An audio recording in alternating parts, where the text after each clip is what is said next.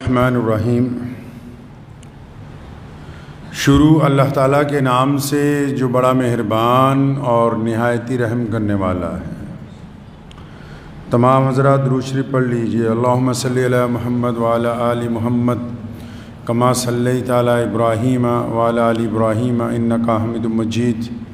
اللہم بارک علی محمد وعلی آل محمد کما بارکت علی ابراہیم وعلی آل ابراہیم انکا حمید مجید۔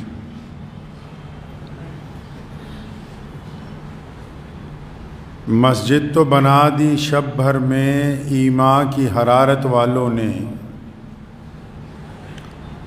مسجد تو بنا دی شب بھر میں ایمان کی حرارت والوں نے، من اپنا پرانا پاپی ہے برسوں سے نمازی بن نہ سکے۔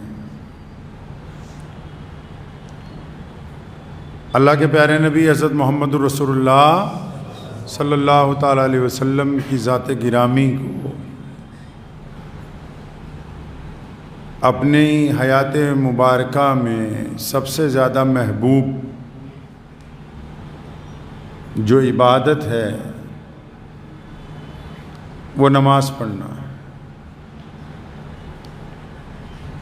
نبی علیہ الصلوۃ والسلام نے اعلان نبوت سے قبل بھی بعد میں بھی اپنا زیادہ تر وقت جو ہے وہ اللہ تبارک و تعالیٰ کی عبادات میں جس عمل کے اندر گزارا وہ نماز ہے۔ نماز پڑھی کیوں جاتی؟ نماز کا مقصد کیا ہے؟ نماز ہونی کیسی چاہیے؟ یہ چیزیں نماز کی روح ہیں، اور نماز کی تیاری کے جو مسائل ہیں جن کو ہم عام زبان میں فروعی مسائل بولتے ہیں، جن میں جسم کا پاک ہونا، وضو کرنا،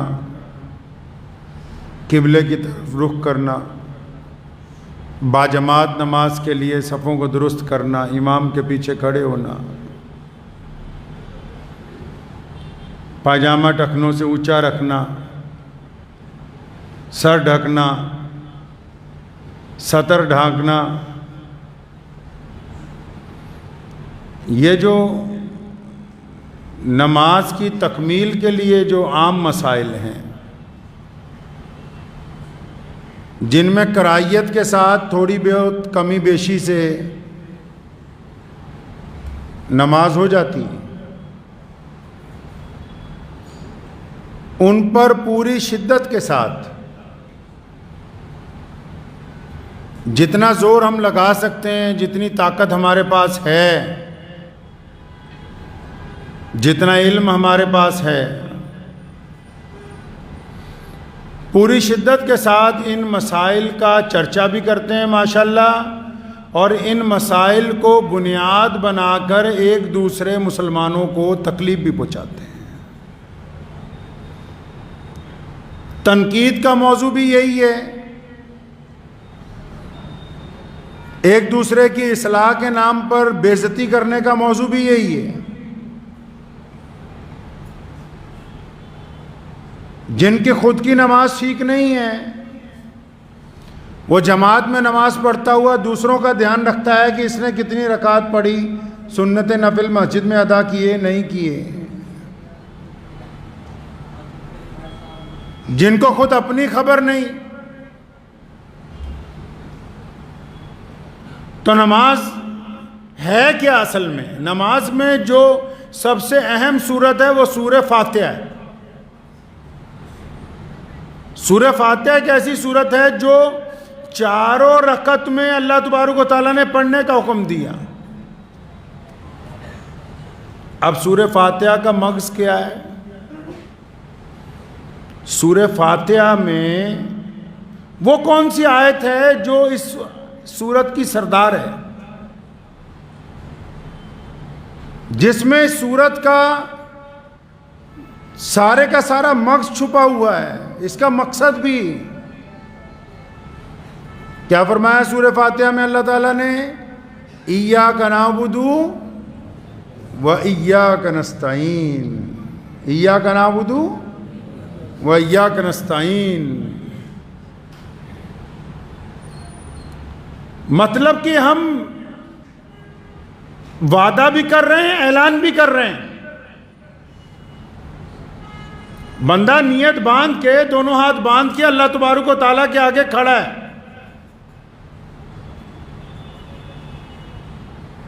علامہ اقبال نے کہا نا، تیرا دل تو ہے صنم آشنا، تجھے کیا ملے گا نماز میں؟ میں جو سر بسجود ہوا کبھی تو زمین سے آنے لگی صدا، تیرا دل تو ہے صنم آشنا، تجھے کیا ملے گا نماز میں؟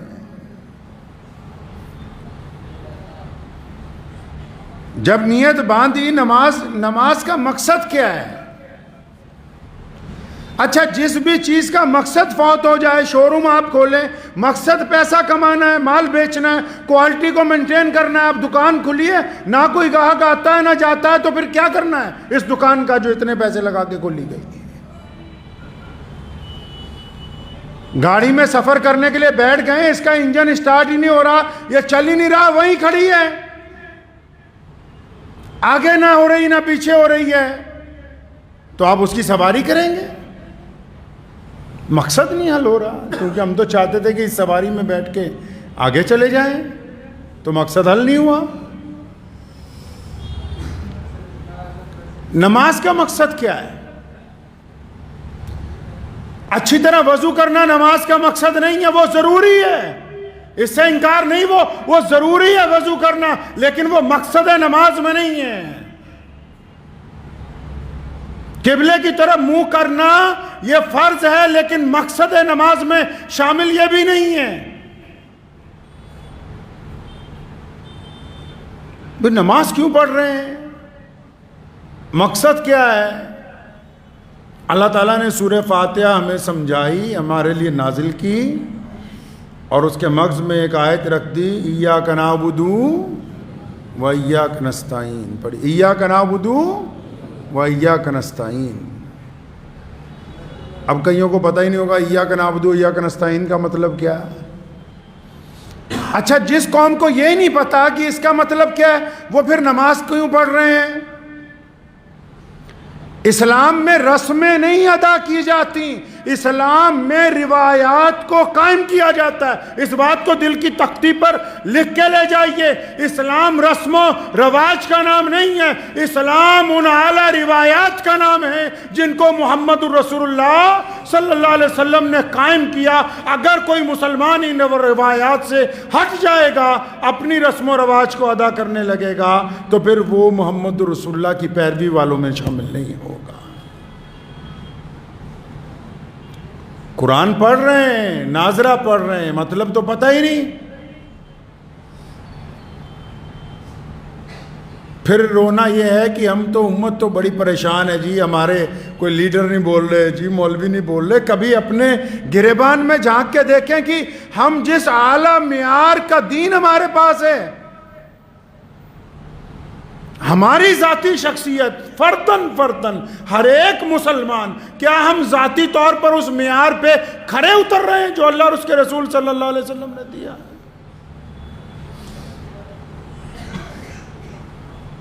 نبی علیہ السلام نے ہمیں نماز سکھائی، بار بار کہا ایاک نعبد و ایاک نستعین۔ کیا کہا اس میں؟ فرمایا یا اللہ ایاک نعبد، کہ ہم تیری ہی عبادت کرتے ہیں، و ایاک نستعین، اور تجھ سے ہی مدد چاہتے ہیں۔ یہ آیت ہر ایک رکعت میں اس لیے رکھی گئی تاکہ ہم بار بار اپنے عہد کو دہرائیں اور اس بات کو یاد رکھیں کہ عبادت اللہ کی، اور مدد بھی کس سے؟ اللہ سے، پہلے بھی اللہ سے، بعد میں بھی اللہ ہی سے مدد کے طلبگار ہونا ہے۔ اور جب سر سجدے میں رکھیں، حدیث شریف کا مفہوم سمجھا رہا ہوں، فتوے والوں کا تو کوئی علاج نہیں ہے اس ملک میں، لیکن حدیث کے مفہوم میں اگر آپ جائیں گے لکھا ہے کہ اس طرح سر سجدے میں رکھنا ہے، کیونکہ بندے کی جتنی اللہ تعالیٰ نے خوبیاں رکھی نا انسان میں جتنی خوبیاں اللہ تعالیٰ نے رکھی، ان خوبیوں کا مرکز بس یہ گردن سے لے کے سر تک ہے۔ کیوں؟ آنکھوں کی روشنی بھی یہیں پہ ہے، زبان جس نے عزت اور ذلت کا فیصلہ کرنا ہے وہ بھی یہیں پر ہے، ناک جس سے سانس لینا ہے وہ بھی یہیں پر ہے، کان جن سے اچھی آوازیں سن کے دل کو راحت پہنچانی ہے وہ بھی یہیں پہ ہے۔ ساری عزتوں کا مقصد سر پہ ہی ہے، دستار بھی سر پر ہی بندھی ہوئی ہے۔ تو لکھا ہے کہ جب بندہ سجدے میں جاتا ہے تو کہتے نا اگر کسی کی اکڑ توڑنی ہو پنچایت میں، کہتے اچھا ناک رگڑو اپنی۔ تو بندہ جب سجدے میں جاتا ہے تو وہ کیا کہتا ہے بندہ اپنے رب کو کہ ساری عزتیں تو تیرے آگے میں نے جھکا دی ہیں، پھر کیا کہتا ہے؟ سبحان ربی اور بولو سبحان ربی اعلیٰ کی، اللہ میں تو کچھ بھی نہیں، سب سے اعلیٰ اور عرفہ اگر کوئی ہے تو صرف آپ کی ذات۔ حدیث پاک میں لکھا ہے کہ اس طرح سجدہ کرو، اللہ کے پیر تو نہیں ہیں، اللہ تبارک و تعالیٰ کو کسی نے دیکھا تو نہیں، لیکن لکھا ہے سمجھانے کے لیے کہ اس طرح سجدہ کرو گویا دل میں یہ خیال ہو کہ میں نے اپنا سر اللہ کے قدموں کے اندر رکھ دیا ہے۔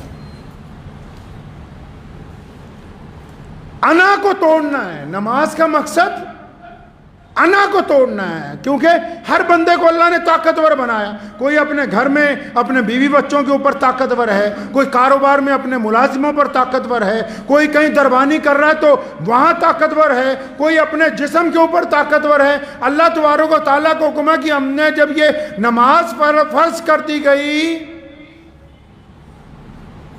عن الفحشاء والمنکر، فحش باتوں سے بھی روکے اور منکر باتوں سے بھی روک دے بندے کو۔ کون روک دے بھائی؟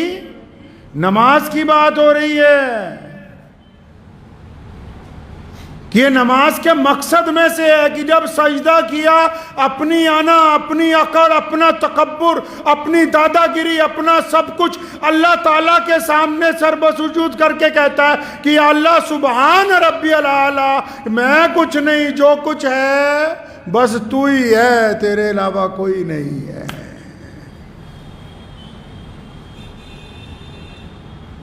مطلب انائے کبیر، یعنی یہ جو اللہ تعالیٰ کے ناموں میں نام ہے نا المتکبر، تکبر جو ہے وہ جائز نہیں ہے، تکبر کرنا تکبر جائز نہیں ہے کسی کے لیے، لیکن تکبر ایک صفت ہے، ایک اچھا کام ہے، لیکن یہ کس کے لیے؟ تکبر کس کے لیے جائز ہے؟ اللہ کے لیے۔ کس کے لیے جی؟ یہ اللہ کی صفات میں سے ایک صفات ہے، یہ اللہ ہم نہیں کر سکتے، ہماری حیثیت نہیں ہے، ہماری اوقات نہیں ہے۔ اب جب بندہ سجدہ کرتا ہے، سارا تکبر، ساری انا، ساری بدماشی، گنڈا گردی، دل کے اندر کے خرافات، غیبتیں، تمام کی تمام چیزوں کو سرنگو کر دیتا ہے اللہ تعالیٰ کے آگے کہ یا اللہ میں تو آپ کے آگے جھک گیا ہوں، میں توبہ کر رہا ہوں اپنی تمام برائیوں سے۔ قرآن نے کہا نا کہ نماز تو اس لیے فرض کرتی گئی تاکہ آپ فحش باتوں سے بھی دور ہو جائیں، منکر باتوں سے بھی دور ہو جائیں، آپ کا دل بھی پاک ہو جائے، آپ اللہ کے متقی بندے بن جائیں۔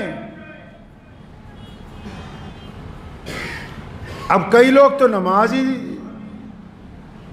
گنڈا گردی کے ساتھ پڑھنے آتے ہیں، کئیوں کی نماز کے اندر خلل پیدا ہو جاتا ہے، تو نماز پڑھ کیوں رہے ہیں؟ آپ نماز کے اصل موضوع پر آ کیوں نہیں رہے میاں صاحب؟ یہ اعلیٰ ترین عمارتیں نماز کے مقصد میں شامل نہیں ہیں۔ آپ کا بہترین کردار جس میں لوگ دیکھ کر یہ کہیں کہ عبد الرحمن نیک آدمی ہے، پاورفل ہونے کے باوجود اس کی زبان میں نرمی، آنکھوں میں شرم و حیا بھری ہوئی ہے، یہ نماز کا مقصد ہے۔ نماز بھی پڑھ رہے ہیں، ٹھگی بھی مار رہے ہیں، نماز بھی پڑھ رہے ہیں، اکڑ بھی ویسے ہی برقرار ہے۔ نماز کیسی ہے؟ نماز تو اللہ تبارک و تعالیٰ کو عبادات میں سب سے زیادہ پسند۔ نبی علیہ السلام پہاڑ کی چوٹی پر جاتے ہیں، کئی ہفتے وہیں رہتے ہیں، اللہ تعالیٰ کی حضور نماز پڑھتے ہیں۔ امی عائشہ رضی اللہ عنہ فرماتی ہیں کہ بعض اوقات رات کو رسول کریم صلی اللہ علیہ وسلم نیت باندھتے تھے، اتنی لمبی رکعت ہوتی تھی پاؤں میں ورم آ جاتا تھا۔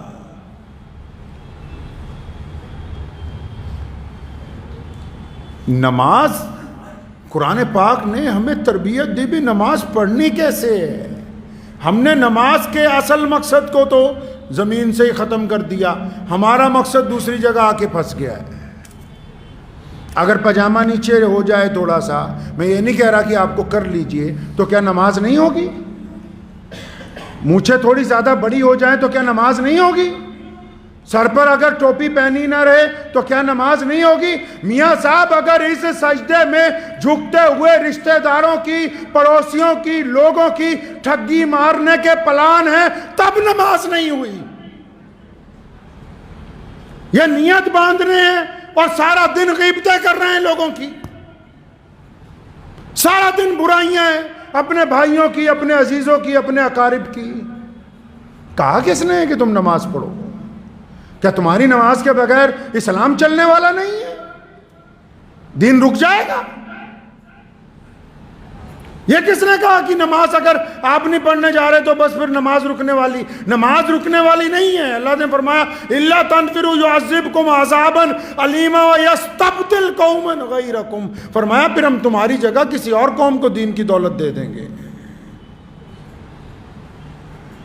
جس مقصد کے لیے جو چیز قائم کی گئی، جس مقصد کے لیے جو چیز بنائی گئی، جب تک اس کا وہ مقصد پورا نہ ہو جائے، نام ہو جائے گا، لکھ دیتے ہیں فرشتے نماز پڑھنے آیا تھا، اب وہ قبول ہوگی یا نہیں ہوگی یہ پینڈنگ میں چلا گیا ہے۔ حدیث پاک میں آتا ہے کچھ نمازیوں کو بڑا ہوگا نا کہ ہم نے ساری زندگی بڑی نمازیں پڑھی ہیں، ہم نے بڑے حج کیے ہیں، بڑے عمرے کیے ہیں۔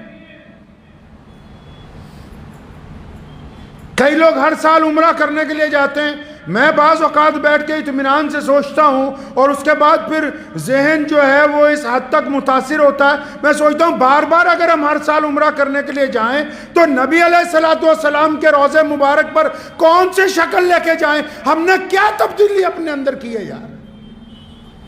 حضور صلی اللہ علیہ وسلم کے سامنے کیا پیش کرنے کے لیے جانا ہے؟ ایک بندہ جیسے پہلے آیا پھر ویسا ہی ہے، پھر ویسا ہی ہے، اور حاضری بھی دے رہا ہے تو دربار رسول صلی اللہ علیہ وسلم پر روضہ مبارک کے اوپر حاضر ہو رہا ہے۔ نماز میں بھی ایک نماز بار بار بندہ ادا بھی کر رہا ہے، پھر بھی بے نمازی ہو کے باہر جا رہا ہے مسجد میں سے۔ نماز کے دل میں نمازیوں کی دشمنی، میں تو اکثر کہا کرتا ہوں کیونکہ میں نے زندگی میں اس بات کا تجربہ کیا کہ ہم لوگ مسلک کے اعتبار میں پڑھ کے ہم نے اپنے مسلک کو چھوڑ کے دوسرے پر تنقید کا پہلو اپنایا، اور ہماری جو روحانی طاقتیں تھیں، ہمارے پاس جو روحانی لذتیں تھیں، ہمارے پاس جو مسلح کی طاقت تھی، وہ ساری کی ساری ضائع ہو گئی۔ سلطان صلاح الدین ایوبی رحمۃ اللہ علیہ بیت المقدس کو فتح کیا، پوری دنیا کے یہود و نصارہ میں شور مچ گیا، فوج اکٹھی کی انہوں نے، بہت بڑی فوج، کہ سلطان پر حملہ کرنا۔ تو سلطان کو پتہ لگ گیا، فلسطین میں جہاں سمندر کا کنارہ ہے، اکرا شہر جو ہے، سلطان کی وہاں چھاؤنی تھی، مخبروں نے اطلاع دے دی کہ روم سے وہ بیڑے چل پڑے ہیں جن میں کئی لاکھ سپاہی ہیں، بہت بڑا بیڑا ہے، کئی 100 کشتیوں کے اوپر مشتمل ہے۔ بڑا پریشان تھا، اپنے جرنلوں کو بلایا. اتنی بڑی فوج نہیں تھی کہ اس کا مقابلہ ہو سکے، ظاہری طور پر اتنی نہیں تھی. پریشان تھا تو مشورے کر رہا تھا، ان کے پیر آ گئے وہاں. صلاح الدین ایوبی رحمۃ اللہ علیہ کے امام آ گئے.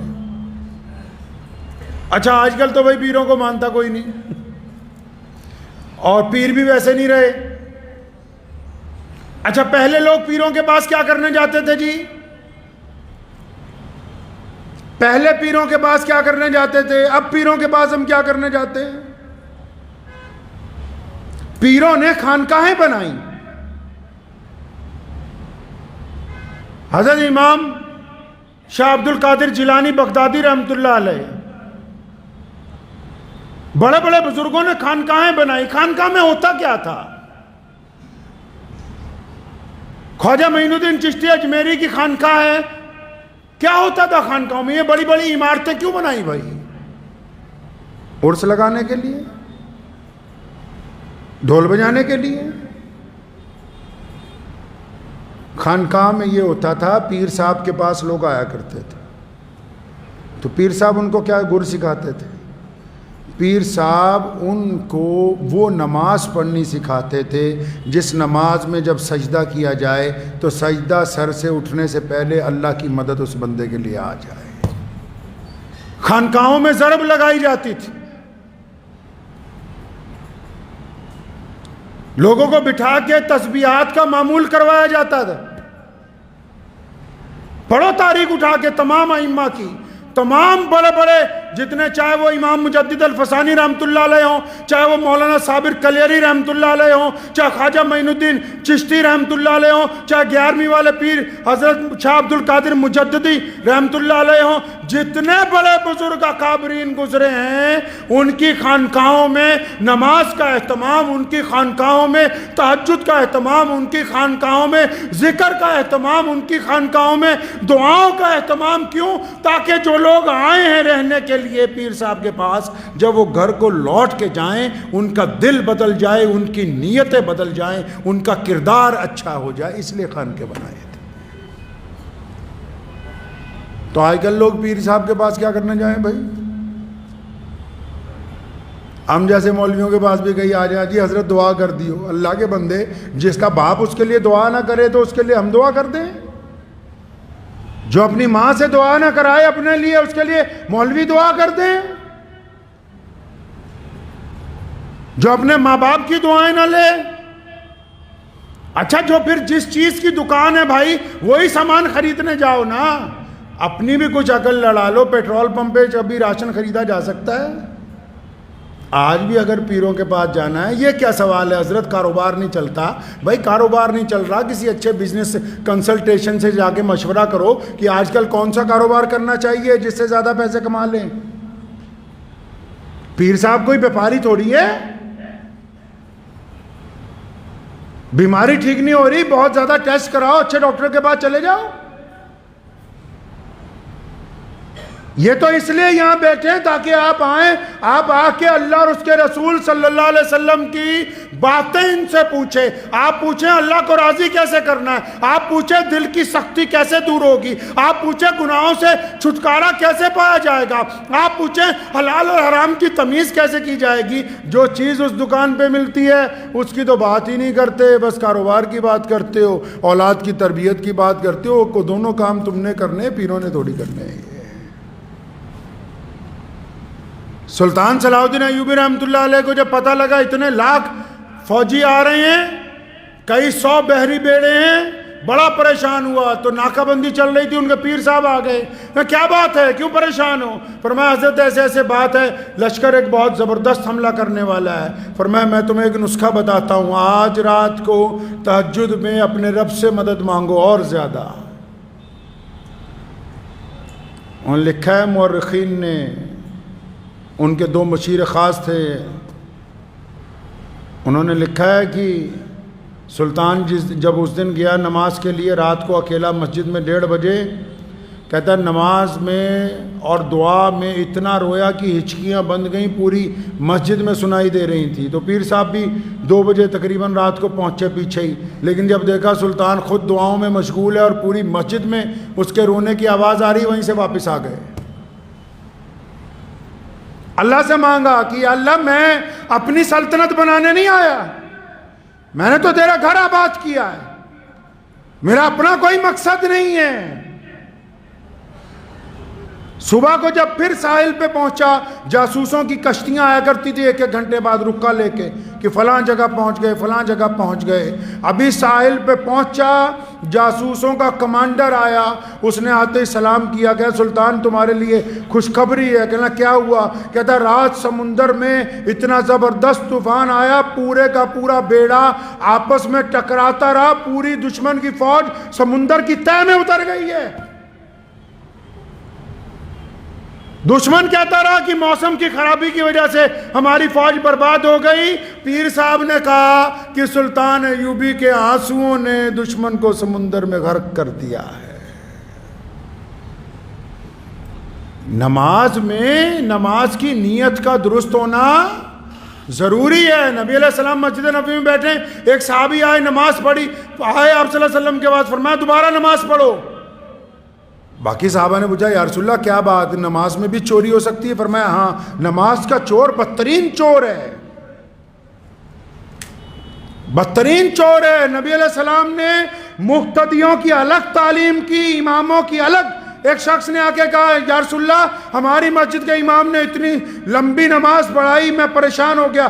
امام کو بلایا اور ڈانٹا، فرمایا تمہیں کس نے کہا اتنی لمبی نماز پڑھو؟ زیادہ لمبی پڑھانے کا شوق ہے، اکیلے پڑھو، تمہیں یہ پتہ ہونا چاہیے کہ پیچھے بچے بھی ہیں، بوڑھے بھی ہیں۔ اور جلدی جلدی ٹھنکیاں مارنے والوں کو کہا یہ چور ہیں، گھر سے آتے ہیں وضو کر کے، بڑھیا کپڑے پہن کے، ابھی جمعے میں بھی آتے ہیں ایسے لوگ مسجدوں میں، سلام پھیرتے ہی ان کو ہوتا ہے پہلے بھاگ جائیں۔ میرے بھائی بھاگنے والوں کی وجہ سے اسلام تو آباد نہیں ہے۔ نماز کا چور بدترین چور ہے۔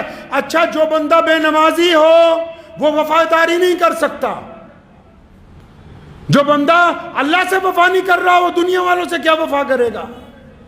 نماز ہی ایک ایسا عمل ہے جو ہمیں چوری سے روکتا ہے، نماز ہماری آنکھوں میں شرم و حیا پیدا کرتی ہے، نماز ہمیں زبان کو چگلی سے روکتی ہے، نماز ہمارے دل کے اندر غیبتوں کو روکتی ہے، نماز ہمیں کاروبار میں رزق حلال کی تربیت دیتی ہے، نماز ہمیں ماں باپ کی اطاعت سمجھاتی ہے۔ اب جس کی نماز ہی ٹھیک نہیں بھائی، تو پھر جیسے مرضی وضو کر لے۔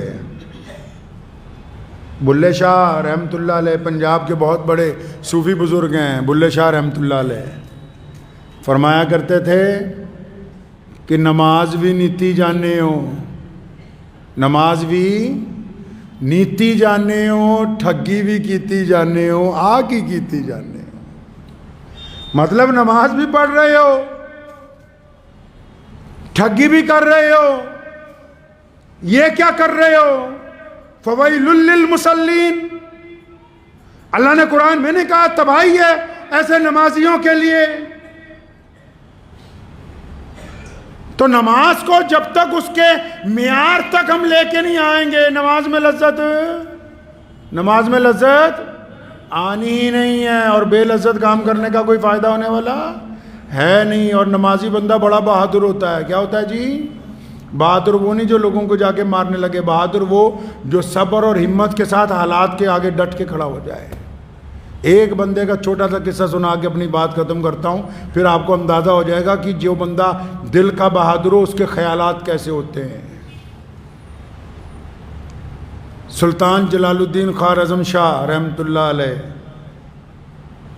بڑے باپ کا بڑا بیٹا، ہلاکو خاں کی لاکھوں فوج لڑنے کے لیے آ گئی اس سے۔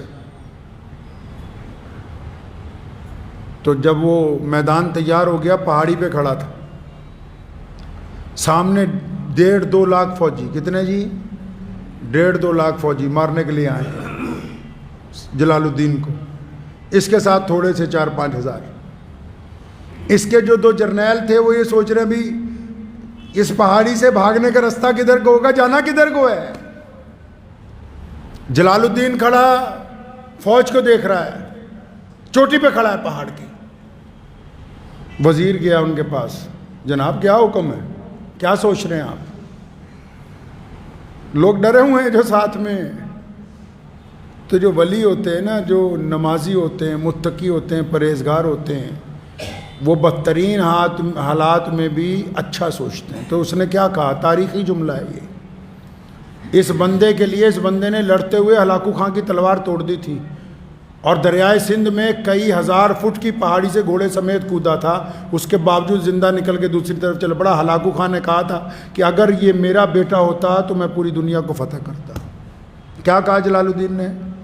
جب وزیر نے پوچھا جناب کیا کرنا ہے، اتنے لاکھ لوگوں نے گھیر لیا ہمیں، فرمایا میں اتنی دیر سے یہی سوچ رہا ہوں، یہ اتنے لوگ ہم سے لڑیں گے تو ہم اتنا بڑا قبرستان کیسے بنائیں گے؟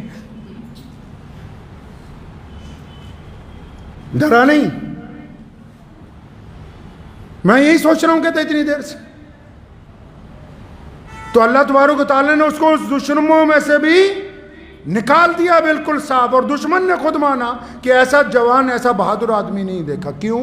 جو لوگ اللہ سے ڈرتے ہیں، اللہ کے آگے جھکتے ہیں، وہ بدترین حالات میں بھی جینے کا راستہ نکال لیتے ہیں. اور جو مسجدوں میں آ کے ڈھونگ کرتے ہیں، جو نماز پڑھنے کے باوجود غیبتیں کرتے ہیں، جو نماز پڑھنے کے باوجود لوگوں کے اعمال خود چیک کر کے خلیفہ بننا چاہتے ہیں، جو خود اپنے آپ کو کہتے ہیں کہ ہم جج لگ گئے ہیں، ان کی نماز منہ کے اوپر ماری جائے گی، کوئی فائدہ نہیں دے گی. تو کوشش کریں انشاءاللہ تعالی کہ نماز کو فروعی مسائل کے ساتھ ساتھ اس کے مقصد کے ساتھ پڑھیں گے انشاءاللہ. ہاں، اور آخری بات ایک اور عرض ہے. ایک صاحب چل پڑے ہیں، کہاں سے چلے ہیں یار، وہاں سے چل پڑے ہیں کیرلا سے، ان کا نام میں نے لکھا ہے ابھی، عبد الصمد. یہ بھی شہاب چتر کی طرح پیدل چل پڑے. خدا کا واسطہ ہے، پہلی بات تو یہ کہ پیدل حج کو مذاق نہ بنائیں. اگر آپ کو پیدل حج پہ جانا ہے تو پہلے حج کا ویزا لیجئے پیدل، پھر جتنے ملک راستے میں آتے ہیں ان کا ویزا لیجئے، پھر اس کے بعد جب گھر سے چلیے تو چپ ہو کے چلیے. اب تک جتنے لوگ پیدل حج بیت اللہ کے لیے گئے ہیں، اب تک جس دن وہ حرم کی حدود میں پہنچے تب دنیا کو انہوں نے بتایا کہ ہم آ گئے ہیں. یہ تاریخ ہے پچھلے 1400 سال کی، وہ بھی وہاں کی حکومت نے بتایا. اب کیونکہ کچھ لوگوں نے، اب یہ ایک نیا بندہ چلا تو اس کے ساتھ بھی یوٹیوبر چل پڑے. تو پیدل حج یوٹیوب کا مسئلہ نہیں ہے بھائی، سوشل میڈیا کا مسئلہ نہیں ہے. شہاب بھائی کا ویزا بھی پینڈنگ ہے، پاکستان نے کوئی جواب نہیں دیا ابھی تک، باقی ملکوں میں نہیں کوئی جواب دیا. ویزا کب ملے کب نہیں ملے وہ ایک الگ مسئلہ ہے. ان کے ساتھ بھی جو یوٹیوبر ہیں ان کو بھی خدا کا واسطہ ہے کوئی خبر دینے کی بالکل بند کر دیجیے. جس دن ویزا ملے گا بتا دیجیے گا کہ چلنے لگیں. روز تماش بھی نہیں ہے، ایک دوسرے پہ الزامات لگانے شروع کر دیا. آج میں پڑھ رہا تھا ایک یوٹیوبر نے دوسرے پہ الزام لگائے کہ جی یہ کہا گیا. تو حج بیت اللہ کے سفر کو مذاق نہ بنائیں. جب ان کو ویزا ملے گا چل پڑیں گے. تب تک کے لیے میری گزارش ہے تمام یوٹیوبر سے، ان کے ساتھ جو لوگ ہیں ان سے بھی، کہ ایسی کوئی خبر نشر نہ کریں، لوگوں کو پریشان نہ کریں. اسلام کی بقا اور تحفظ کا جو معاملہ ہے اس کو یوٹیوب کے حوالے نہ کریں انشاءاللہ. ٹھیک ہے جی، انشاءاللہ دعا خیر میں یاد رکھیے. وآخر دعوانا الحمدللہ رب العالمین. ہماچل پر